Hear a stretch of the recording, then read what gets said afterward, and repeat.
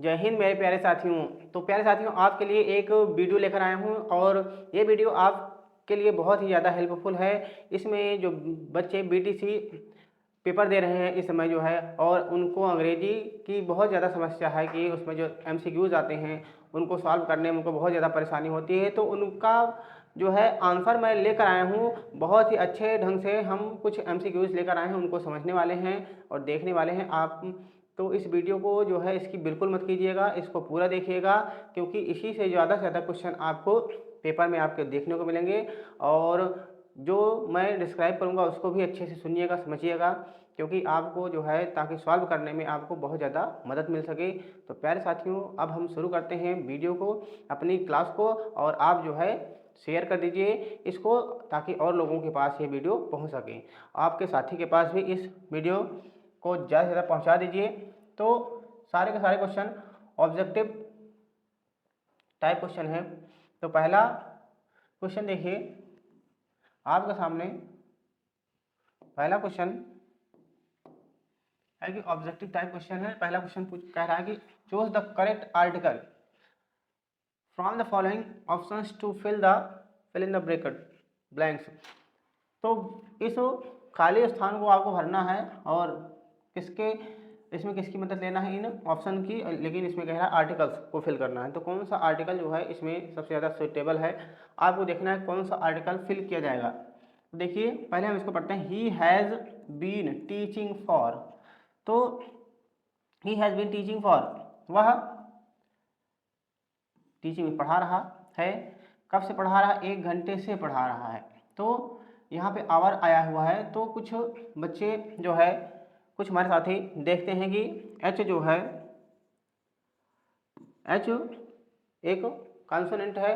और कोई वर्ड्स जैसे हम बचपन में पढ़ लेते हैं कि अगर कोई वर्ड्स हमारा कॉन्सोनेंट से शुरू होता है तो उसके आगे क्या लगाते हैं हम? ए यूज़ कर देते हैं। और कोई वर्ड्स जो है जो वाबल से शुरू होता है, अगर वाबल से स्टार्ट होता है कोई वर्ड, तो उसके पहले हम आयन का यूज़ करते हैं। तो ये जो नियम है ये टोटली एकदम रॉन्ग है। इसको आपको फॉलो नहीं करना है, नहीं तो आपका जो क्वेश्चन है जो है वो क्या हो जाएगा? गलत हो जाएगा। तो इसको फॉलो बिल्कुल नहीं करना है। इसमें फॉलो क्या करना है आपको कि आपको उस वर्ड को एक बार प्रोनाउंसिएशन करना है, अर्थात पढ़ना है, और इसकी देखना है साउंड जो शुरू हो रहा है वर्ड, शुरू का जो साउंड है वो वावेल से शुरू हो रहा है या फिर कॉन्सोनेंट से। तो लिखा है एच से, लिखा है ये आवर। तो लिखा तो एच है लेकिन एच इसमें साइलेंट होता है और पढ़ा जाता है आवर। तो आवर पढ़ा जाता है, इसलिए इसको हम जब प्रोनाउंसिएशन करेंगे तो कुछ इस प्रकार आवर, तो इस प्रकार हम प्रोनाउंसिएशन करेंगे। और देखिएगा साउंड इसका जो आ से शुरू हो रहा है, और आ क्या है? आ एक स्वर है अर्थात वावेल है। तो स्वर से शुरू होगा तो इसके पहले हम ए का यूज़ नहीं करेंगे। किसका यूज़ करेंगे इसके पहले? तो इसके पहले हम यहाँ पर यूज़ करेंगे एन का। तो यहाँ जो फिल किया जाएगा वो होगा एन। तो एन हमारा करेक्ट होगा, एन। तो ऑप्शन नंबर सी इस प्रश्न का एकदम सही उत्तर है। तो आप देख लीजिए जो ए होता है, ए कहाँ यूज़ होता है? अभी बताया मैंने। कोई वर्ड्स जैसे मैंने लिखा बॉय या फिर मैंने लिखा कैट, अब कैट को जब हम पढ़ेंगे, इसका प्रोनाउंसिएशन करेंगे तो कुछ इस प्रकार कैट। और जो का आ रहा है ये क्या है? एक कंसोनेंट अर्थात व्यंजन है। तो इसके पहले हम क्या यूज़ करेंगे? ए। अगर वर्ड को आप पहले एक बार प्रोनाउंसिएशन कीजिए। अगर प्रोनाउंसिएशन का शुरुआती जो है साउंड अगर स्वर से होगा तो हम क्या यूज़ करेंगे? एन। अगर व्यंजन से होगा तो क्या यूज़ करेंगे? ए का प्रयोग करेंगे। अब यहाँ पे ये मत देखिएगा कि कौन सा लेटर है, लेटर से हमें बिल्कुल भी कोई मतलब नहीं। जैसे हमने लिखा यूनिवर्सिटी, ठीक है। अब ये शुरू तो यू से हो रहा है ये हमारा वर्ड, लेकिन हम इसको जब प्रोनाउंसिएशन करते हैं तो इस तरह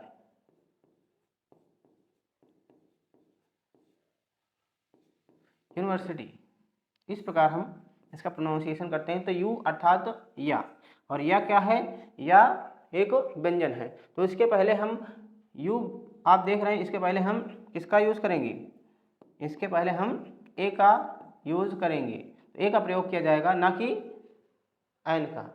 तो आप वो जो पुराना मेथड है उसको आप भूल कर ए एन का प्रयोग, आई थिंक आपको समझ में आ गया होगा कि किसी वर्ड का अगर आप प्रोनाउंसिएशन कर रहे हैं, उच्चारण कर रहे हैं, और उसकी साउंड जो है, उसके फर्स्ट लेटर की जो साउंड शुरू हो रहा है, अगर स्वर से शुरू हो रहा है अर्थात वावेल से, तो हम एन का यूज़ करेंगे।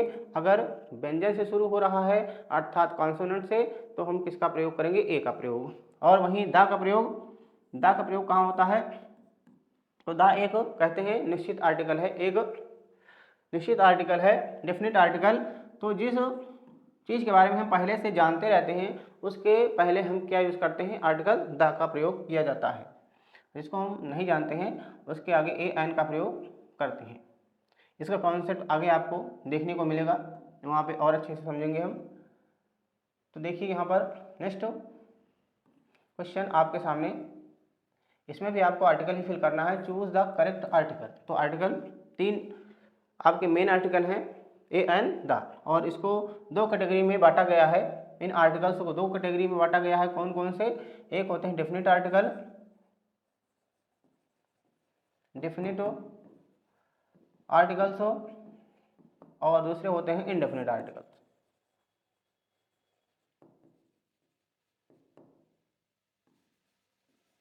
तो डेफिनेट आर्टिकल में हम किसको रखते हैं, तो डेफिनेट आर्टिकल हमारा है द डेफिनेट आर्टिकल है, और इनडेफिनेट आर्टिकल में हम ए एंड एन, ए और आ और एंड एन को हम रखते हैं, ये हमारे इनडेफिनेट आर्टिकल हैं। और डेफिनेट आर्टिकल में हम किसको रखते हैं, दा को।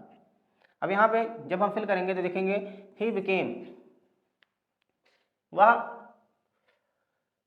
जो है बिकेम मीन्स बनेगा, बनना होता है या होना भी होता है, ए ग्रेट मैन। तो यहाँ पे देखिए वह एक महान आदमी बना, वह एक महान आदमी बना। तो इसमें हम इसका प्रयोग करेंगे। तो देखिए यहाँ पे ग्रेट शब्द आया है, और ग्रेट एक एडजेक्टिव है, जैसे जानते हैं ग्रेट क्या है, एडजेक्टिव है, अर्थात जिस वर्ड से हमें नाउन या प्रोनाउन की विशेषता का बोध हो वो होता है एडजेक्टिव। तो ग्रेट मैन, तो ये आदमी की जो है, मैन की क्या बता रहा है, क्वालिटी। ग्रेट शब्द जो है मैन की विशेषता बता रहा है, तो ये एडजेक्टिव है। और एडजेक्टिव के पहले आर्टिकल दा का प्रयोग नहीं करते अगर एडजेक्टिव हमारा क्या है, पॉजिटिव में है, क्योंकि ग्रेट एक पॉजिटिव एडजेक्टिव है। जैसे ग्रेट का कंपेरेटिव होता है ग्रेटर, तो यहाँ समझते हैं हम, जैसे हमने लिखा ग्रेट, तो ग्रेट एक क्या है, पॉजिटिव, ये पॉजिटिव डिग्री है। तो पॉजिटिव डिग्री के पहले हम द का यूज़ नहीं करते हैं। और वहीं कंपेरेटिव देखते हैं, कंपेरेटिव में हो जाएगा ग्रेट का ग्रेटर, और सुपरलेटिव में, अगर सुपरलेटिव में ग्रेट को लिखेंगे तो हम क्या लिखेंगे, ग्रेटेस्ट। तो आप याद रखिएगा, अगर एडजेक्टिव की सुपरलेटिव डिग्री है, जैसे ग्रेटेस्ट, टालेस्ट, एल्डेस्ट, तो उसके पहले हम हमेशा आर्टिकल द का यूज़ किया जाएगा। लेकिन अगर पॉजिटिव है तो द का प्रयोग नहीं किया जाएगा। तो द का प्रयोग नहीं करना है आपको यहाँ पर पॉजिटिव में। तो पॉजिटिव में द तो हमारा हट गया। अब ए और एन बचा है। अब देख रहे हैं ए और एन, तो हमें यहाँ ग्रेट को नहीं देखना है, यहाँ पे मैन को देखना है, क्योंकि काउंटिंग किसकी होगी, मैन की ही काउंटिंग होगी। ए एन एन मतलब ए में एक होता है, एन में भी एक, तो एक आदमी की बात हो रही है वहाँ पर। तो हम जो एडजेक्टिव है उसका प्लूरल नहीं बनता, तो उसके आगे ए और एन का यूज़ नहीं करते हैं। तो हम काउंट करेंगे मैन को। तो ये हमारा जो ए और एन यूज़ होगा किसके लिए यूज़ होगा, मैन के लिए। तो मैन अभी बताया मैंने, मैन का जब आप उच्चारण कर रहे हैं मैन, इस तरह आप इसका उच्चारण करेंगे, और जो इसका साउंड शुरू हो रहा है फर्स्ट लेटर का साउंड वो किससे शुरू हो रहा है, कॉन्सोनेंट से। तो ये कॉन्सोनेंट से शुरू हो रहा है, इसलिए इसके पहले हम किसका यूज़ करेंगे, ए का, या इसको हम आ भी बोलते हैं। तो आ का यूज़ करना है आपको यहाँ पर, तो क्या यूज़ हो जाएगा, आ। He became a great man, तो आ हमारा एकदम करेक्ट हो जाएगा। आई थिंक आपको ये अच्छे से समझ में आ रहा होगा और समझ भी गए होंगे कि कहाँ हमें आ यूज़ करना है, कहाँ एन और कहाँ द का प्रयोग करना है। नेक्स्ट देखिए question number 3, write a sentence to show exclamation. Exclamation मतलब विस्मयादि बोधक, ठीक है। तो विस्मयादि बोधक वाक्य, इसमें से कौन सा ऐसा वाक्य है जो विस्मयादि बोधक का आपको बता रहा है कि कौन वाक्य विस्मयादि बोधक में है। तो देखिए कुछ सेंटेंस के टाइप होते हैं, उसमें मेनली सेंटेंस 5 प्रकार के होते हैं, जिसमें सबसे पहला होता है assertive. Assertive sentence, assertive sentence होता है। दूसरा हमारा इंट्रोगेटिव होता है।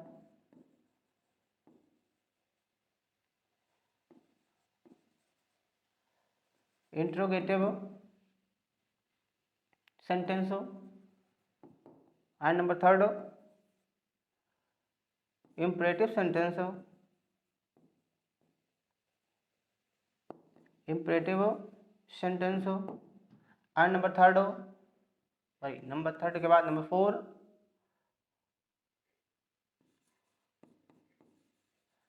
एक्सक्लेमेटरी या एक्सक्लेमेटरी भी बोलते हैं कुछ लोग, तो exclamatory sentence. And number 5 optative. Optative sentence. तो ये हमारे 5 प्रकार के सेंटेंस होते हैं। वैसे एक एक करके हम देख लेते हैं पहचान, क्योंकि आपको सिर्फ सही आंसर को टिक करना है पहचान कर ही। तो जो असर्टिव होता है, हमेशा याद रखिए असर्टिव सेंटेंस जो आपको देखने को मिलेगा, ये 2 प्रकार में देखने को मिलेगा। एक होता है अफर्मेटिव, इसमें भी आपको असर्टिव सेंटेंस के 2 टाइप्स होते हैं। कौन कौन से, एक होता है अफर्मेटिव, अफर्मेटिव सेंटेंस, और दूसरा होता है नेगेटिव सेंटेंस। तो अफर्मेटिव और नेगेटिव, अफर्मेटिव और नेगेटिव दोनों भी जो सेंटेंस होंगे वो स्टार्ट हमेशा सब्जेक्ट से होंगे। सबसे पहले आपको देखने को मिलेगा उसमें सब्जेक्ट, और सब्जेक्ट हमेशा नाउन या प्रोनाउन ही होगा। तो नाउन या प्रोनाउन से ही असर्टिव सेंटेंस स्टार्ट होगा, और इसके अंत में क्या लगा होगा, फुल स्टॉप। हमेशा याद रखिएगा असर्टिव सेंटेंस चाहे अफर्मेटिव हो या फिर नेगेटिव हो। तो नेगेटिव होगा तो इसमें नेगेशन वर्ड होगा, जैसे नो नॉट नेवर। अफर्मेटिव होगा तो उसमें नो नॉट नेवर नहीं होता है। लेकिन अफर्मेटिव और नेगेटिव दोनों जो सेंटेंस होते हैं वो हमेशा सब्जेक्ट से स्टार्ट होते हैं, और उनके अंत में हमेशा फुल स्टॉप लगा होता है। ये है किसकी पहचान, ये है असर्टिव सेंटेंस की पहचान। नेक्स्ट हमारा है इंट्रोगेटिव सेंटेंस। इंट्रोगेटिव सेंटेंस भी 2 टाइप्स के होते हैं। एक होता है पहला एस और नो टाइप, एस और नो टाइप इंट्रोगेटिव सेंटेंस, और दूसरा होता है WH टाइप।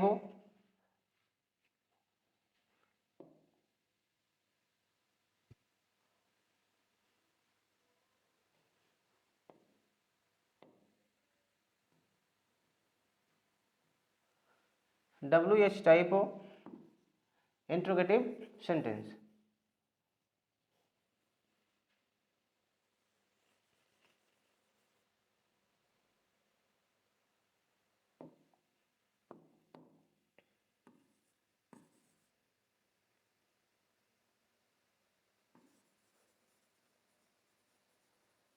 असर्टिव सेंटेंस दूसरा हमारा था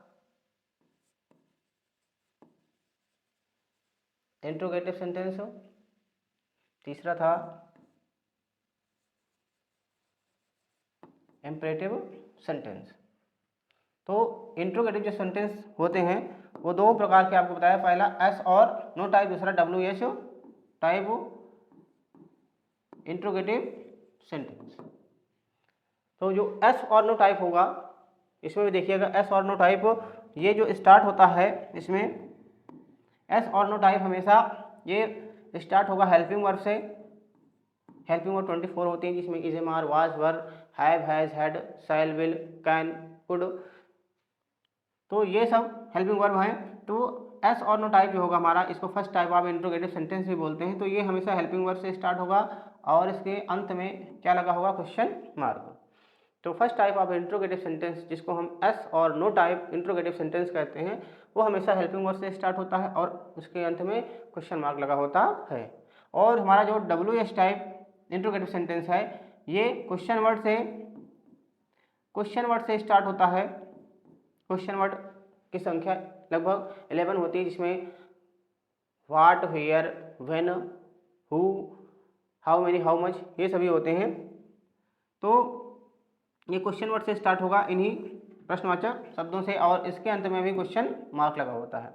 तो क्योंकि इंट्रोगेटिव है तो इसमें क्वेश्चन मार्क तो दोनों में रहेगा, लेकिन अगर इसमें भी अगर आपसे पूछा जाए कि कौन सा एस और नो टाइप का है या फिर कौन सा WH टाइप का है तो आप उसमें से आंसर दे सकते हैं कि जो एस और नो टाइप होगा वो हेल्पिंग वर्ब से स्टार्ट होगा और जो हमारा second type of interrogative sentence जिसको हम WH टाइप कहते हैं वो क्वेश्चन वर्ड से स्टार्ट होगा और दोनों सेंटेंस में लास्ट में क्वेश्चन मार्क लगा होगा। नंबर थर्ड था हमारा इम्परेटिव सेंटेंस। तो इम्परेटिव सेंटेंस की पहचान क्या है?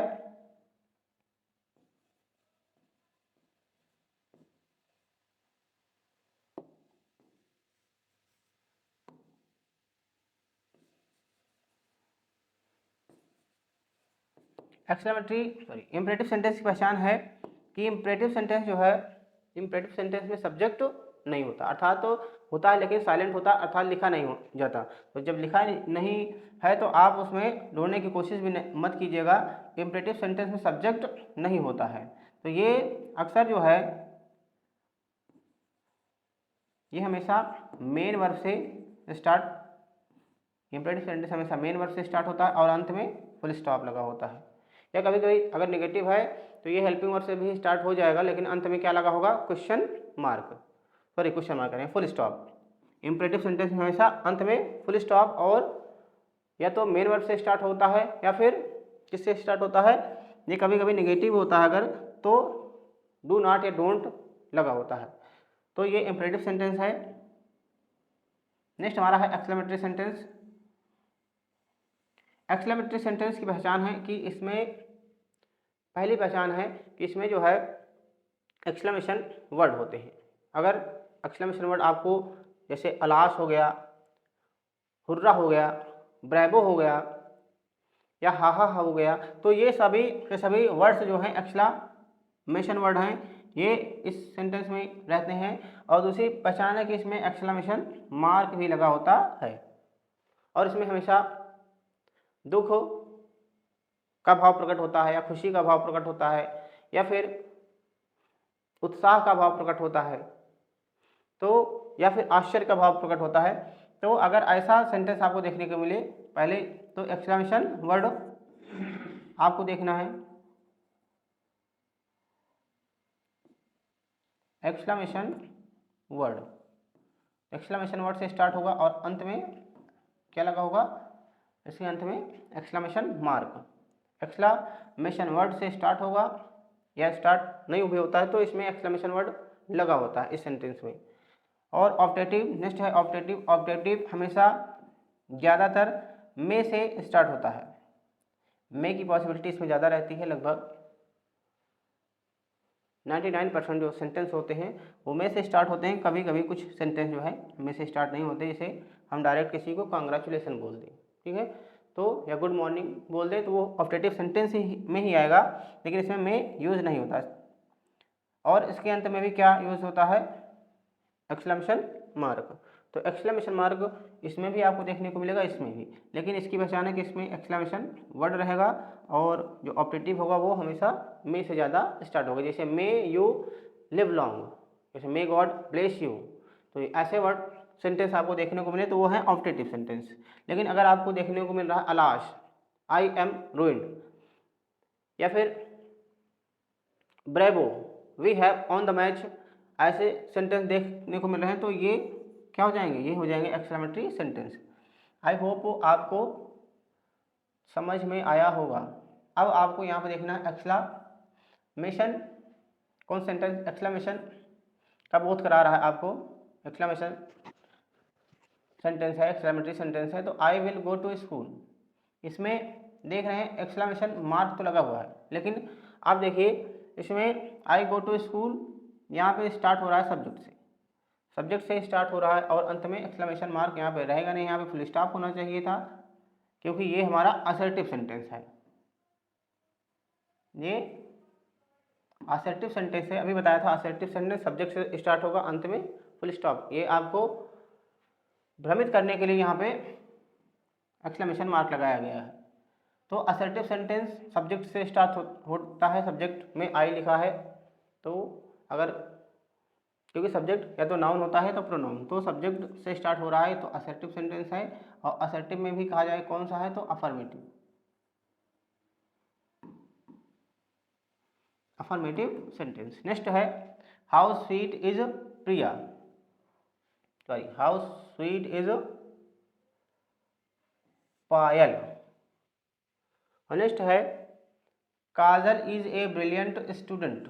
अब देखिए यहाँ पर काजल भी किससे शुरू हो रहा है, मतलब सी वाला सेंटेंस जो है हमारा, सी वाला सेंटेंस भी हमारा सब्जेक्ट से स्टार्ट हो रहा है, तो इसमें भी फुल स्टॉप ही होना चाहिए था, ये भी असर्टिव सेंटेंस में आएगा और असर्टिव में भी अफर्मेटिव का भाग है। नेक्स्ट है वेदर इज हॉट, तो वेदर इज हॉट ये भी हमारा सब्जेक्ट से ही स्टार्ट हो रहा है, अंत में इसमें भी फुल स्टॉप आना चाहिए, तो ये भी असर्टिव सेंटेंस है। और असर्टिव में भी अफर्मेटिव है, क्योंकि निगेशन वर्ड नो नॉट निवर नहीं आ रहा है।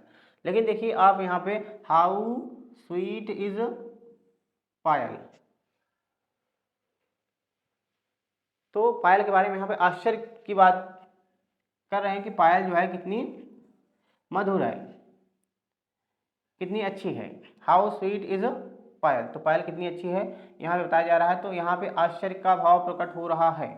यहाँ पे क्वेश्चन वर्ड नहीं लगेगा, क्योंकि हाउ जो है आश्चर्य भी प्रकट करता है। हाउ और व्हाट ऐसे दो वर्ड हैं जो आपको एक्सक्लेमेटरी सेंटेंस में भी देखने को मिलते हैं, हाउ एंड व्हाट, ऐसे दो आपको क्वेश्चन वर्ड मिलेंगे जो आश्चर्य भी प्रकट करते हैं। जैसे आप कहते हैं हाउ ब्यूटीफुल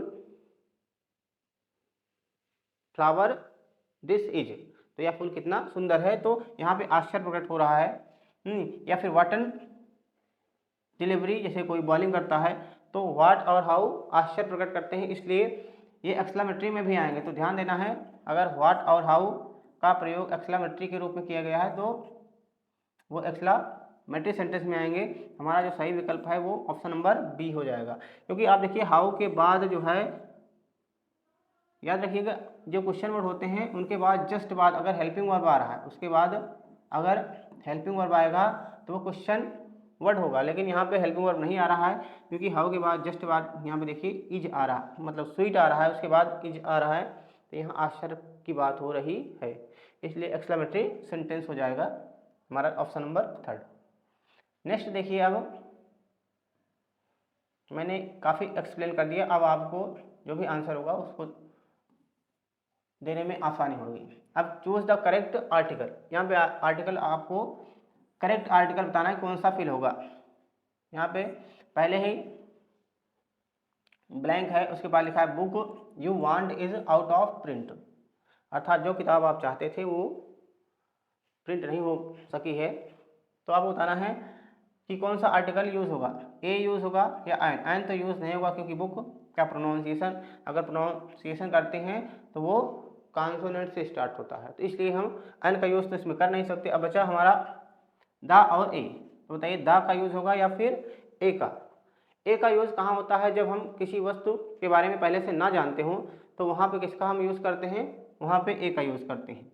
लेकिन अगर किसी वस्तु के बारे में हम पहले से जानते हैं तो वहाँ पे हम किसका यूज़ करते हैं, द का, क्योंकि द एक डेफिनेट आर्टिकल है।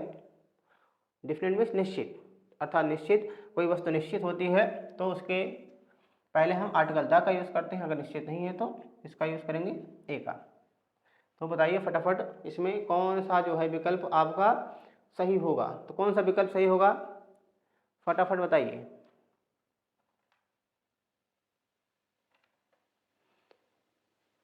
तो देखिए आप ध्यान से कि बुक यू वांट मतलब जो किताब आप चाहते हैं, तो अगर किताब अगर कोई आप चाह रहे हैं तो इसका मतलब आप उस किताब के बारे में जान रहे हैं, तभी तो आपको उस किताब की मांग है, आप उस किताब को चाह रहे हैं। तो यहाँ पे किताब के बारे में आपको पता है पहले से, इसलिए यहाँ पे कौन सा आर्टिकल यूज होगा, आर्टिकल द का प्रयोग करेंगे, अर्थात ऑप्शन नंबर ए हमारा विल बी राइट आंसर हो जाएगा। इस प्रश्न का एकदम सही उत्तर आर्टिकल द अर्थात ऑप्शन नंबर ए। नेक्स्ट बढ़ते हैं अगले क्वेश्चन की ओर। ये तो आपको जो हमारा 5वां प्रश्न है क्वेश्चन नंबर 5, इसको आपको जो है याद कर लेना है, क्योंकि इसमें कुछ समझने वाली चीज़ नहीं है कि इसमें आपको सिर्फ याद रखना है कि English grammar is originated from. तो इंग्लिश ग्रामर कहाँ से उत्पत्ति है, अर्थात इंग्लिश ग्रामर की उत्पत्ति कहाँ से, मतलब किस भाषा से हुई है, कहने का मतलब लैटिन लैंग्वेज से हुई है, ग्रीक से, संस्कृत से, या फिर all of above, all of the above अर्थात इन सभी से। तो जैसा जानते हैं इंग्लिश संस्कृत से तो होगी नहीं, क्योंकि इंग्लिश की उत्पत्ति संस्कृत से नहीं हुई है, क्योंकि संस्कृत से उत्पत्ति जो है हिंदी की हुई है, या अन्य भाषाओं की उत्पत्ति संस्कृत से हुई है, लेकिन इंग्लिश की नहीं। तो इंग्लिश के लिए आपको लैटिन या ग्रीक में से एक को आपको पिक करना पड़ेगा, लेकिन अब आपको सही अगर एकदम पता है तो आप सही वाला ही पिक करेंगे। तो इसका जो सही उत्तर हो जाएगा वो हो जाएगा ग्रीक।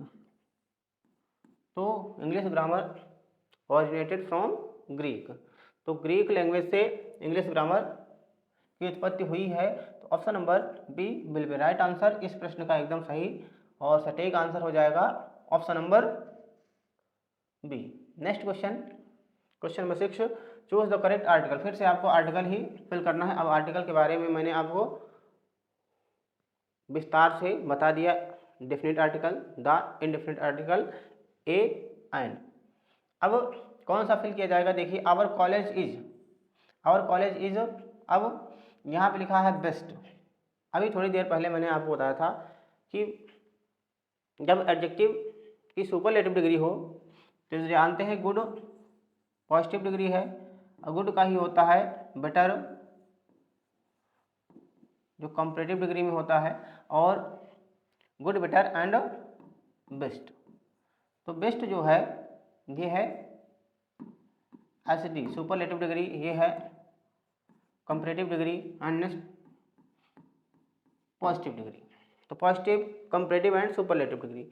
आपको बताया था सुपरलेटिव डिग्री से जस्ट पहले हमें हमेशा कौन सा आर्टिकल लगाना है, तो इससे पहले हमेशा आपको आर्टिकल द का ही प्रयोग करना है, क्योंकि द के सिवा और कोई आर्टिकल यहाँ पर यूज नहीं हो सकता है। तो या फिर आप देखिए ईएसटी, अगर किसी वर्ड के अंत में ईएसटी आता है तो वो भी पहचान है सुपरलेटिव डिग्री की। जैसे आप टाल, टालर, टालेस्ट, टालेस्ट में भी देखेंगे तो लास्ट में ईएसटी आएगा। और बिग, बिगर, बिगेस्ट, ओल्ड, ओल्डर, ओल्डेस्ट, तो अगर आप देखेंगे तो क्या यूज होगा यहाँ, मतलब क्या आ रहा है, ईएसटी, तो वो भी किसकी पहचान है, सुपरलेटिव डिग्री की।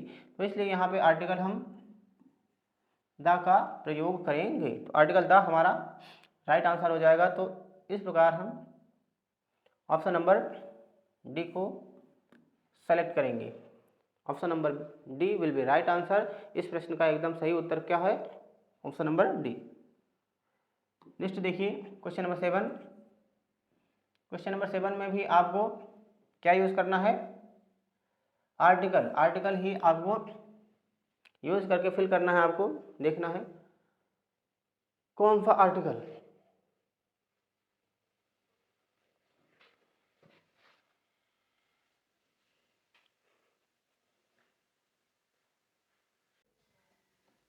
चलिए इस प्रश्न को एक बार ध्यान से पढ़ के इसका आंसर पे कीजिए। We decided to stay at dash dash hotel in the centre of the town, आपको बताना इस पे फिर क्या किया जाएगा। तो वी डिसाइडेड, हमने निश्चय किया, टू स्टे में ठहरने का, एट, उसके बाद क्या यूज होगा, hotel in the centre of the town. तो नगर के मध्य में होटल में हमने रुकने का निश्चय किया। तो आपको बताना है कौन सा इसमें फिल किया जाएगा।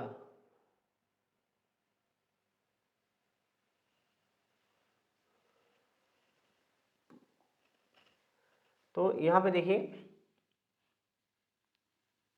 तो नगर के मध्य में होटल में, अर्थात होटल के बारे में हम जान नहीं रहे हैं, ठीक है, पहले से हमें पता नहीं है कि टाउन के मध्य में, क्योंकि अगर होटल के बारे में जानते होते तो डायरेक्ट हम होटल में ही बताते कि होटल में ही हम ठहरने का हमने निश्चय किया। लेकिन यहाँ पे बता रहा है कि टाउन के मध्य में, अर्थात कस्बे के सेंटर अर्थात मध्य में होटल में हमने ठहरने का निश्चय किया।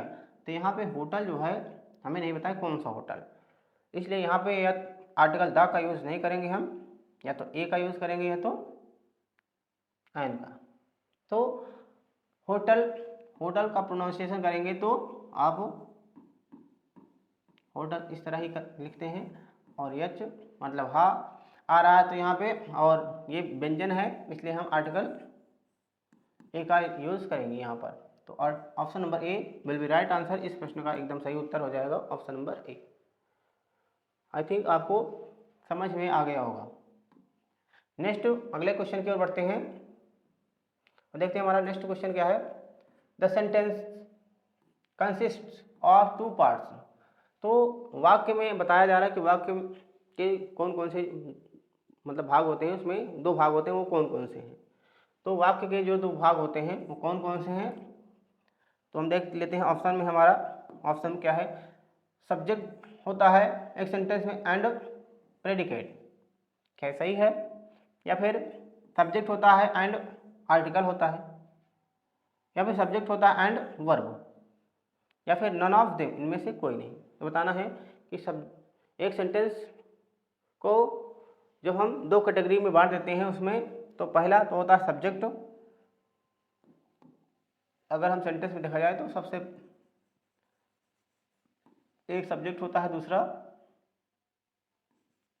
होता है प्रेडिकेट। प्रेडिकेट, तो सब्जेक्ट क्या है, प्रेडिकेट क्या है, तो एक छोटे से सेंटेंस में समझ लीजिए। जैसे मैंने लिखा Ram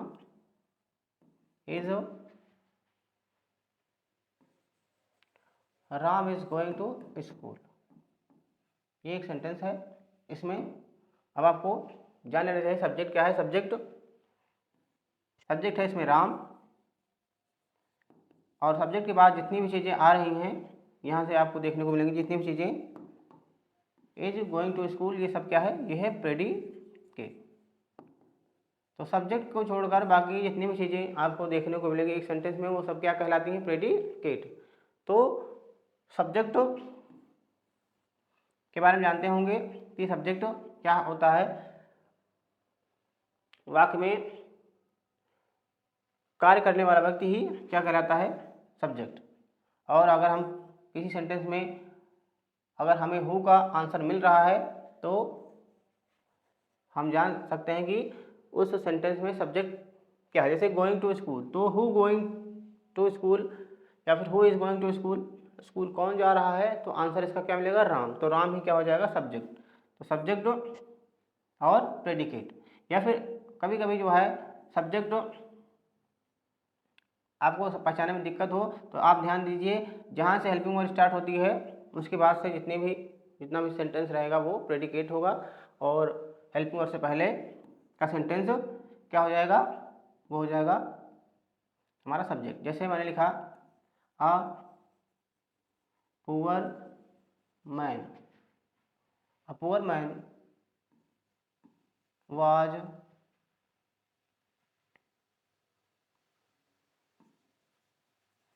coming here, a poor man was coming here, एक गरीब आदमी यहाँ आ रहा था। तो अब देखिए यहाँ पे सब्जेक्ट आपको देखने को मिलेगा अ पुअर मैन, ये पूरा क्या है, सब्जेक्ट है, और उसके बाद हेल्पिंग वर्ब स्टार्ट है यहाँ से वाज से, तो ये हो जाएगा आपका प्रेडिकेट। तो ये वाला सेंटेंस हमारा प्रेडिकेट है,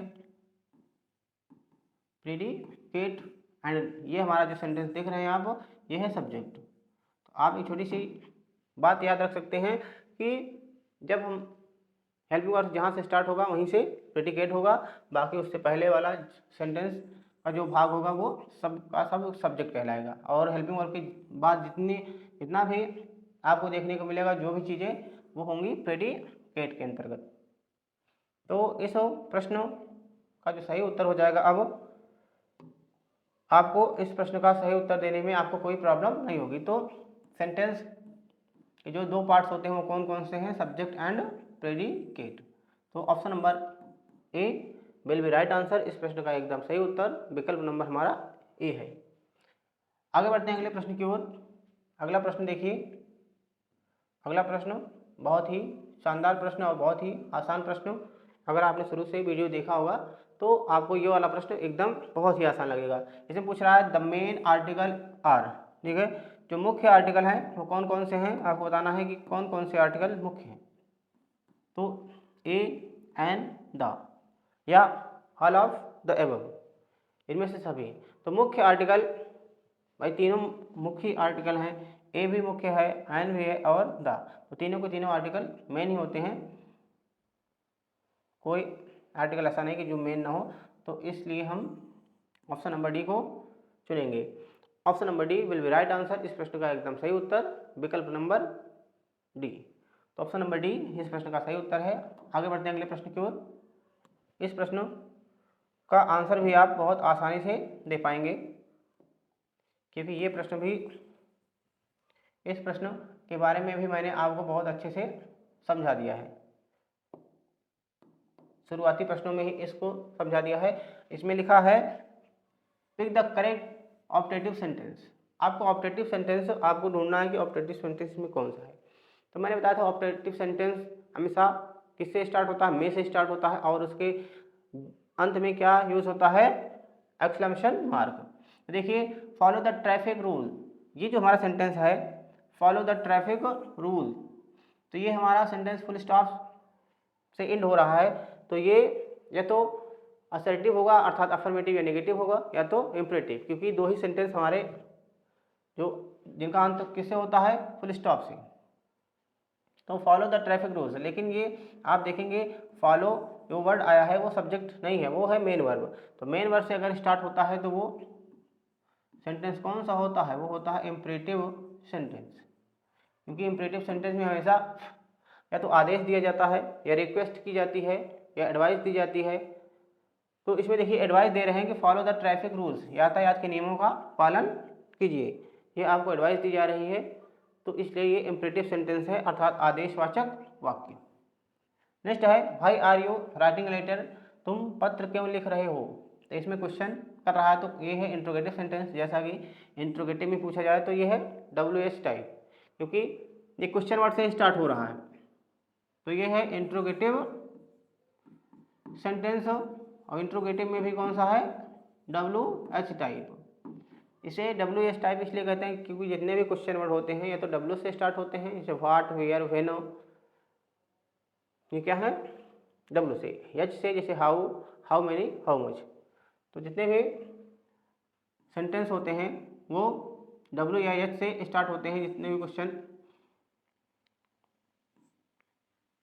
वर्ड होते हैं वो W या फिर H से स्टार्ट होते हैं, इसलिए इसको WH टाइप भी कहा जाता है।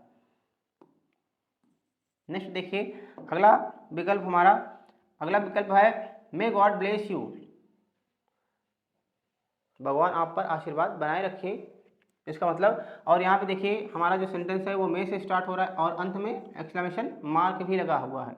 तो इसलिए ऑप्टेटिव सेंटेंस की पहचान भी यही है कि हमेशा सेंटेंस में से स्टार्ट होता है और इसके अंत में एक्सक्लेमेशन मार्क लगा होता है। तो इसलिए ऑप्शन के हिसाब से आपको विकल्प नंबर सी को चुनना है, क्योंकि यही आपका एकदम सही उत्तर है। तो ऑप्टेटिव सेंटेंस के बारे में पूछा जाए तो optative sentence option number C will be right answer. And next जो है अलाश, देखो दुख प्रकट कर रहा है और एक्सक्लेमेशन मार्क भी लगा है, ये एक्सक्लेमेशन वर्ड है अलाश। अलाश मीन्स हाय या दुख की बात होती है तब हम किसका यूज़ करते हैं, अलाश। वी लॉस्ट द गेम, हम जो है गेम मतलब खेल हार गए, जो हम खेल खेल रहे थे वो हार गए, तो दुख की बात हो रही है। तो ये कौन सा है? और दुख की बात हो, सुख की बात हो, या फिर शाबाशी की बात हो, आश्चर्य की बात हो, तो वो एक्सक्लेमेटरी सेंटेंस में होता है। तो ये कौन सा सेंटेंस है? Exclamatory sentence. तो option number C will be right answer. तो इस तरह आज मैंने आपके सामने एक छोटी सी क्लास हमारी 10 प्रश्नों की थी, जिसमें मैंने आपको बहुत बेहतरीन ढंग से आर्टिकल और सेंटेंस के बारे में विस्तार पूर्वक बताया। आई थिंक ये वीडियो आपके लिए बहुत हेल्पफुल होगी, तो इस वीडियो को पूरा देखिए और एग्ज़ाम में जाकर जो है सही उत्तर को टिक करके आइए। तो मिलते हैं नेक्स्ट वीडियो में, तब तक के लिए जय हिंद जय भारत।